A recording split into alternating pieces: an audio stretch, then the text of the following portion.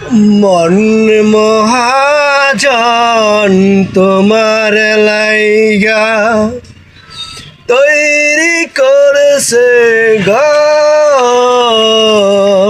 বাঁশের ছাউনি মাটির দেওয়াল, নামটি তার কবর।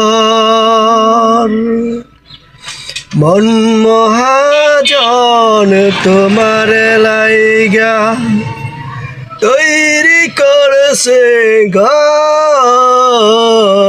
বাঁশের ছাউনি মাটির দেওয়াল, নামটি তার কবর। লইলা না খবর, লইলা না খবর,